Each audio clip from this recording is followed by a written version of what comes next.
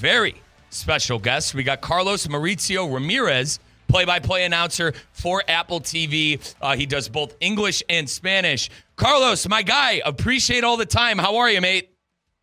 What's up, Mike? What's happening? Good to be with you. Also with Telemundo here in the coverage of the World Cup. I'm on site. I am in Santa Clara, the home of the 49ers, where the Paraguay and Australia press conference is happening right below me in level 1. I'm in level 2. So we're on the heart of the beast right now. Well, Carlos, like I said, appreciate all the time. I know everyone's got their busy schedules with the tournament going on right now. Partner, if we can, I want to start with the United States men's national team because the result with Bosnia, the result with Switzerland beating Canada, we now know that the United States are going to be facing Bosnia in the round of 32. And it looks like, if you want to look even further ahead, it's probably going to be Egypt in that next round. You never want to disregard an opponent. I'm thinking Egypt is probably going to be the one to sneak out of there. I know we have a game coming up on Thursday, but what have you liked from the United States so far in the tournament, and how do you like their odds in the knockout round now that we kind of know who they're going to be facing up against? Well, the first thing is I think pace is the big word for Team USA. Every coach I've spoken to so far, Mike, highlights the fact that the pace in this World Cup is really high. Intensity. We just heard a couple of days ago, Carlo Ancelotti, the Brazil team manager, say how intensity is at a peak here, at a premium in the World Cup. And you see the difference of pace. Players who are in Europe in Premier League or Bundesliga or La Liga or Serie A, how their pace is superior to other teams that don't have that exposure. So to have guys like Pulisic and Balogun and Weah and McKennie and Tillman and those dudes who play at that level brings Team USA to the forefront of a team that needs that speed and that physicality to create that counter pressure up top, to then recover the football, recover the soccer ball, and create what Pochettino wants to create, which is a shortened field closer to the opponent's goal, and then generate more offense, have to defend fewer steps, fewer yards of the pitch. So that, I think, is Team USA's biggest asset in this tournament, how they create pressure up top. You then have to defend fewer or a smaller field, but it's the ability to generate space when you recover the football, when you recover the soccer ball, when you go one-on-one and generate space behind the center backs, when you attack that second spot, when you go on the second, on the far post and finish plays. That and own goals, man. Team USA's got 2 own goals so far in the tournament, 1 against Paraguay, 1 against Australia. So we'll see if they can do that against Turkey and in the next round, it'll be played here in Santa Clara, by the way. This is where the game will happen, and we're expecting plus 68,000 in what should be the biggest crowd in the history of this stadium. Wow. Overtaking any 49er game ever. Carlos Mauricio Ramirez is our guest here on Extra Time, play-by-play announcer for Apple TV, and you could also see him on the Telemundo coverage. Now, Carlos, if we could stick with the United States, you talk about how fast we play and how Carlo Ancelotti has been saying that's kind of been the difference maker for a lot of teams that are doing well. Let's focus a little bit on Mauricio Pochettino. I had my questions, partner, after the Belgium games, after the Portugal game 3 months ago, and then all of a sudden, I'm on vacation at Hermosa Beach in California, and my brother and I are watching these friendlies and going, wait a minute. This is a completely different team. They got a good result against Senegal. I thought they played great against Germany as well. And lo and behold, I think Poch has been the toast of the tournament at the gaffer position. You mentioned you like the United States pace. Is there anything else that you're keying on this Mauricio Pochettino system for the United States that got us into the knockout stage already?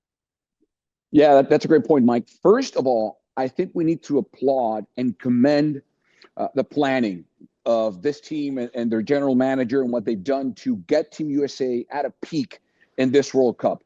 Unlike the 45 teams, except Mexico and Canada, Team USA did not have a qualifying process. So that means Pochettino didn't have any competitive matches to ramp up the team, to prep them, and for him to understand what he does have and what he doesn't. That's a complication because you don't get to prep your team at the peak level for competition, for psychological demands for a tournament like this. So that's why I want to commend the teams you mentioned, Belgium, Portugal, Germany, Senegal, the best of the best. And what we saw in those games, maybe it concerned the casual fan, but those who follow soccer understand that kind of game is what pretty much the qualifiers were for the other 45 teams that made it here to the World Cup. So that is one thing, the planning, the structuring of the schedule to get Team USA to a peak at the right time. Then for me, it's center back play. Chris Richards might be, if not the best center back in the competition, top three. Not just from a defensive standpoint, Mike, but the way he is able to generate looseness from the back. When you see the team go side to side, when you see the team filter balls into the midfield, that's Chris Richards. Tim Ream has a different responsibility. I would expect, maybe not so much Turkey, but whoever faces Team USA going forward, they don't want Chris Richards with the soccer in his feet, because he is the guy who gives away that first pass that then generates the avalanche of soccer and momentum and buildup that Team USA needs and looks for. So he, to me, is the first guy who unlocks every offensive scheme, every offensive maneuver that Team USA does. It's built from the back front. And everything's, Pochettino was a center back, so he knows what he's talking about. In his playing days, he was a very good building up center back. Richards gives you that. On game one against Paraguay, he did not miss a single pass. 83 attempts, 83 completions. So that is, to me, the unheralded hero of the offense for Team USA. That really, to me, stands out. And then the other thing is, Mike, how the MLS players, how their level is at a par with those playing in La Liga and Premier League and Bundesliga. Guys like Sebastian Berhalter, we're going to see him tomorrow more likely than not. Christian Roldan. The guys who are playing at our league in our country are Tim Ream, he's a center back for Charlotte. They're showing that the level of MLS play is, if not similar, not that distant from what we're seeing in the Premier Leagues in Europe. So I think it's one of the biggest winners so far to me is the level of MLS and what their players are doing in the World Cup. I love to hear that, Carlos, as the voice of our Inter Miami Herons on the English side. And I completely agree with you as well. And I think a couple of the United States guys are going to get a great opportunity, as you alluded to. Carlos Mauricio Ramirez, the three-time Emmy winner, bilingual sports journalist from Venezuela, is our guest here. You can hear him on Telemundo on the World Cup coverage and listen to him on Apple TV. Now, Carlos, let's talk about that lineup. I personally don't think you're going to see a, quote, serious lineup from Pochettino. I think a lot of the reserves are going to be getting their chance to shine. And off of that, I mean, no chance Pulisic plays, right? I understand he hasn't played, but we're fine with Pulisic not playing and resting for 2 weeks, right?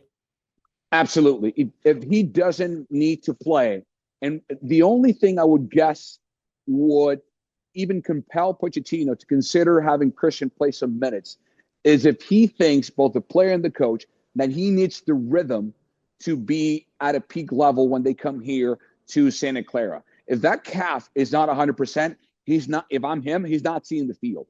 That calf needs to be at 100% for the biggest game in probably U.S. soccer men's history when they play here that round of 32 against Bosnia, more than likely. So, if he doesn't need to play, Mike, you don't play him. I agree. You think he would if you think he would benefit from 20, 25, 15 minutes of playing time from that match or in that match, then yes, by all means, go ahead and use him. Deploy him however you best think it's in his benefit. But if not, he doesn't see the field.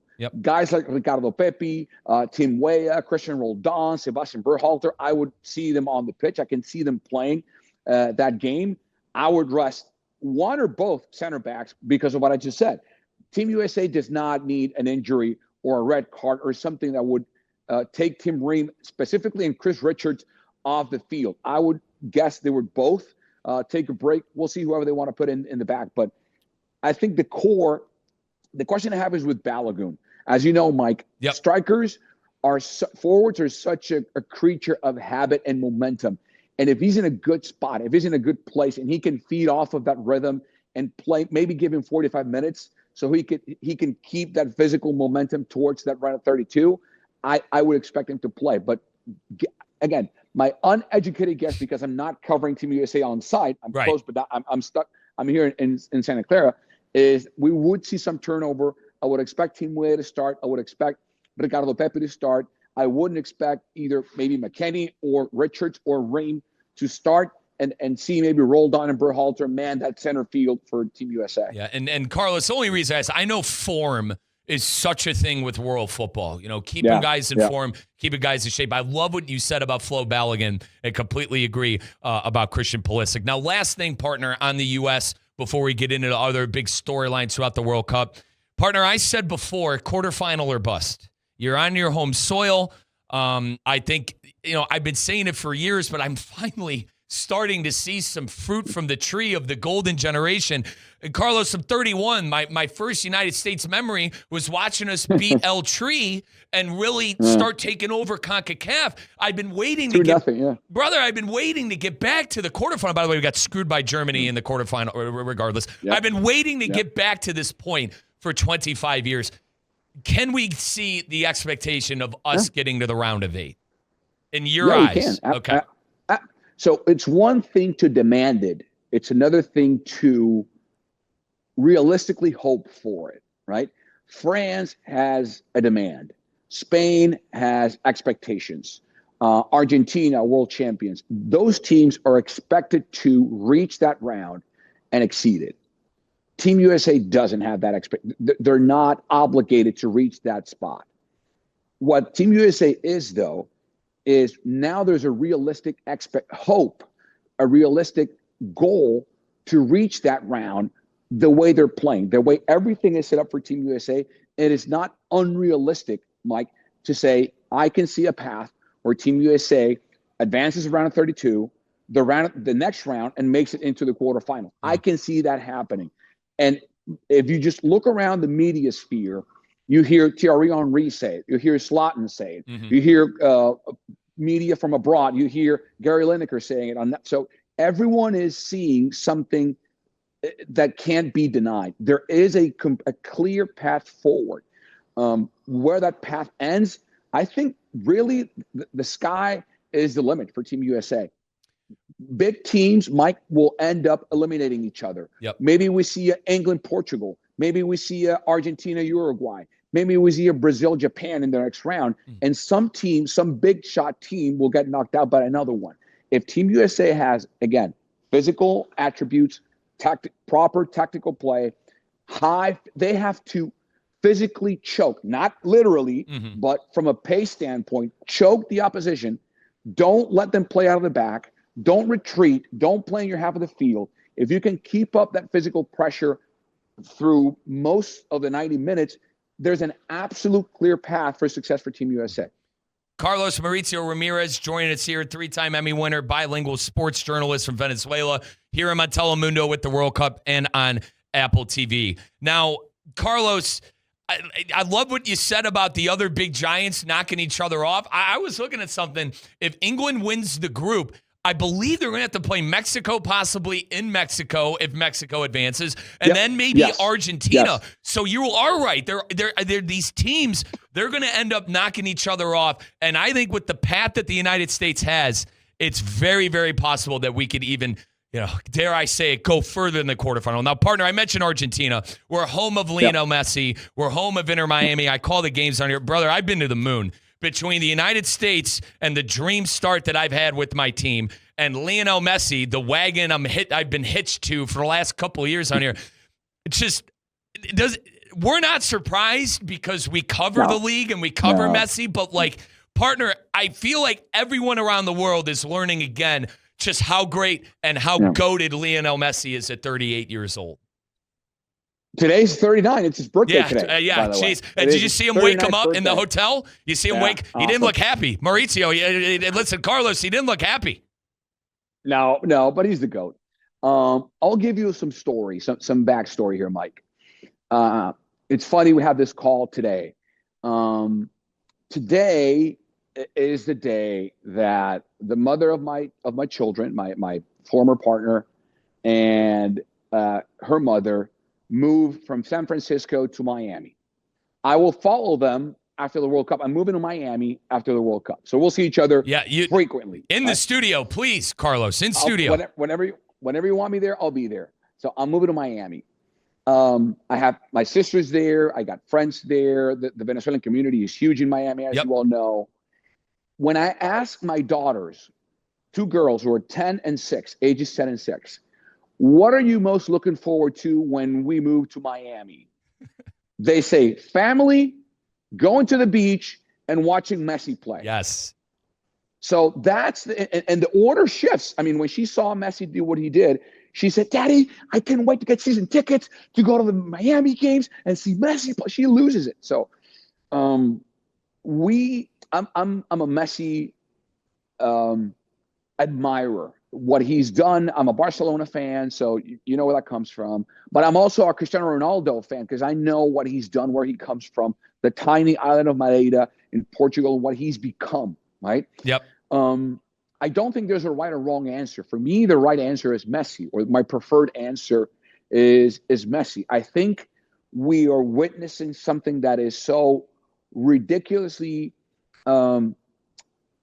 extraordinary. Extraordinary. And on both Cristiano and Messi, but focusing on Messi because we have him, Mike. By we, I mean us, the American people. I'm also American. So we, the Americans, have this fortune, this blessing of seeing who I think is the greatest soccer player to ever walk the earth, to give us, the American fans, and give the city of Miami his final years as a professional athlete. He today turns 39. His dad is going through a health situation that we sadly now all understand. And he goes out there and scores the first 5 goals of his country. He is now the best goal scorer in the history of the World Cups. And maybe Mbappe will overtake him, if not this World Cup, in 2030. And then we'll see what Lamine Yamal does. But for Messi, I think we all thought, Mike, 4 years ago, oh, he's done. I mean, he won the World Cup. He's done. He's going to go and retire or not play any more World Cups, right? He'll go to Miami and do what he does. I legitimately don't know if we'll see him. I don't dare to assure that he won't play Copa America in 2028 here in the States again, or that he won't play in the 2030 World Cup when he's 42/43, because there are games that will be played in Argentina. So maybe he says, you know what? I'm going to keep myself fresh and play that World Cup when I'm 42 in my hometown, my home country. I won't put anything past this guy. Nothing. Absolutely nothing. Carlos, they're already asking him about it. And, he actually had to tell reporters, listen, I'm focused on winning the World Cup, and I'm focused on what's going on with the team right now. Also, Carlos, I mean, the winningest player ever. He's had 18 wins at the World Cup. He passed Klose on that, and he also, obviously, as you alluded to, passed Klose on that goal-scoring list. But truly incredible. And Carlos, sadly, like you said, you can't mention Messi without mentioning Ronaldo. Now, to open up my curtain, partner, my father took me to a preseason matchup. It was 2005, and you'll hear the whole Ronaldo thing. The preseason matchup was Manchester United. And at the time, it was young Rooney from Everton. It was Giggsy. It was Scholes. It was Neville. I fell in love with them. And a couple of months later, United plays a friendly against Sporting in Portugal. And all the players go up to Sir Alex Ferguson and tell him, hey, you got to sign this Ronaldo guy. You got to sign this Ronaldo guy. Partner, I started rooting for United in 2005 and Ronaldo then. Cristiano took the sport for me to a different level. Fast forward to when I'm 29 years old, I have this blessed and tremendous opportunity to be able to call games for Lionel Messi. So I am in a rock and hard place. I love them both. I hate that you can't mention one without the other. I wish we could just appreciate greatness for what it is. Keep in mind, Cristiano, the most goals in Champions League history, the most assists in Champions League history. He's won Serie A. He's won La Liga. He's won Premier League titles. Take it for, the Saudi League. He's sitting here talking about that. He's won Saudi leagues. Like, partner, I was beyond relieved to see Ronaldo score those 2 goals, and I hope he can keep up. So was I. Brother, I hope he can keep up that form in the World Cup. So was I. I mean, to your point, I'm a massive Messi fan. But beyond that, I am a massive soccer fan. I am a massive football fan. I was watching that game on my couch yesterday morning, Pacific time, and I was actively rooting for Cristiano Ronaldo to score as many goals as he could, because everyone except Uzbekistan benefits from that. Everyone, if we were to put a polygraph on Gianni Infantino, FIFA president right now, and ask him, what do you think about this? The answer he would give would be something like, this is the wettest of wet dreams. No one could have imagined. Picture this. Canada is through. Team USA is through. Mexico is through. Mexico and Team USA as group leaders. Messi scored 5. Mbappe scored 4. Haaland scored 4. Now here's Cristiano with 2. Lamine Yamal scored. Salah scored. The only one missing, and maybe he scored, I'm not watching the game, is Neymar. If Neymar plays today and scores, then that's it. Now, Carlos, Neymar not playing in group stages. That was announced. So, yeah, but regardless, to feed off of that, brother, you got Lionel Messi, the greatest of all time. In my opinion, Cristiano Ronaldo, the second greatest of all time. Kylian Mbappe, Erling Haaland, Vinicius Jr., Lamine Yamal. Is this not the World Cup to end all World Cups? That's insane. It's insane. I mean, this is my 6th World Cup, first one on site. The other ones I covered remotely. And the first World Cup I have memory of is 1990 in Italy. And I remember everything from every World Cup, 94, 98, 2, 6, 10, 14, 18, 22, 26. This is bonkers. Like, this is insane. The level of play, and I think there's several things we can touch upon briefly about that. The hydration breaks. I just asked the Paraguay coach, Gustavo Alfaro, about this. Now, Mike, soccer is not 2 halves of 45.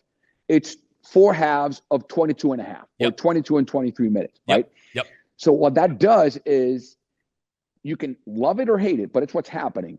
Players are more fresh. Players can now rehydrate, have a 3-minute break where tactics can be adjusted, where you can regain your physical momentum at least for 3 minutes, which is huge in high-level competition. So you're seeing players go longer, run faster, produce better. I'm not saying Messi's goals and all that is because of the hydration break, but that has something to do with it. There's, even if it's a minuscule part of their production in World Cup, but even so, that doesn't guarantee that they're going to score goals. We might have had the only star missing, and it's because he hasn't played yet, is Neymar. Every player, every star player has been phenomenal, productive.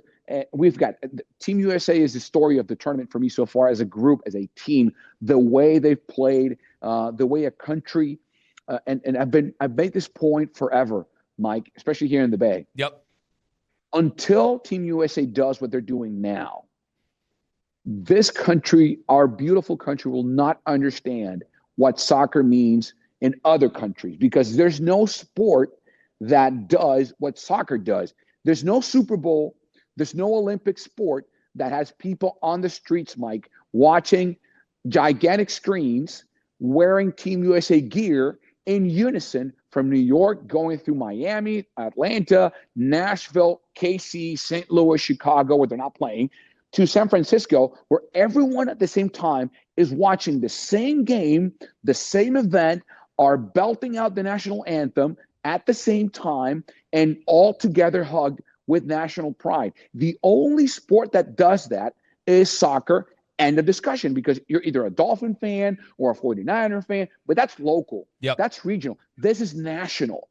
So we're all together in this. My kids are wearing Team USA gear, screaming out the national anthem, putting their hand in their chest. It's insane. So what this will do for soccer and the game in our country, that's why I hope we win it. I hope if Team USA wins the World Cup, dude, man. Carlos, it's I love that you're bringing it up with our country, because I've been the soccer guy in my friend group for 20 years. And now they're starting to finally understand. I got friends picking club teams. I got people getting bought in to what the USA is doing.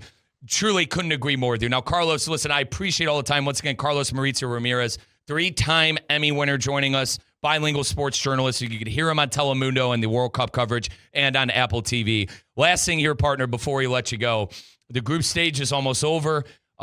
Most of the knockout stage after the next couple of days is going to be set. Who do you like to win the World Cup in the States? Well, that's the question of all questions, right? I mean, the team I said would win, or I thought would win, beforehand was Brazil because of the coach, because of the lack of expectations, because of the level of certain players. The center back duo faced each other in the Champions League final. Not many teams can say that. Yep. The central midfielders played at a really high level, and we'll see one of them in Miami soon when Casemiro, who signed with Inter Miami. So he had a great year with Man United. Bruno Guimaraes had a great year with Newcastle. Yep. And then Vinny is doing Vinny things. He just scored another goal for Brazil in this match. Yep. Rafinha, sadly, is hurt. Hopefully he'll be back. And then all the strikers, whether it's Cunha with your United or Igor Thiago with Brentford or Enrique with Olympique Lyonnais, yep. they all finish in a high spot. So I like them because they're going from small to big. I mean, from less to best in their production. It's hard not to say France, Mike, because I think it's a popular answer. They have depth. They have oceanic depth in their roster. I mean, they can replace their starting 11 and whoever their coach, who sadly his mom passed away, Didier Deschamps, he won't be there for the Norway game. The 11 he brings in to replace the starting 11 is as good or slightly, just maybe a smidge below their starters. So they're really good. If you force me to pick one, I still think Brazil, because of how I just respect the coach too much. I think he's seen everything, done everything, won everything. They're underrated. To me, they're scary because, again, no one sees them coming, and that's a really bad place to face them. But how do you not say France? I mean, they're just too good. And they're too good, man. Carlos Ancelotti on the level of Pep Guardiola, Sir Alex Ferguson. I'm with you. Brazil, a lot of people were picking them as a team to, have a surprise knockout. I didn't see it, and certainly right now being up 1-0. The Morocco and Haiti game 2-2 as well. That is heating up. But listen, Carlos, I appreciate all the time. I want to let you get back to your stuff in San Francisco with the Paraguay and Australia. I really appreciate it. And listen, lunch on me, and then we'll go do the show one of these days when you move down to Miami, okay? July 20th. July Perfect. 20th is the day that I arrive in Miami. So, Mike, thank you for the time. I appreciate the time. Yep. Let's do it again soon, brother. Absolutely. Once again, guys, Carlos Mauricio Ramirez, appreciate all the time. We'll see him down here in South Florida very soon. Folks, I got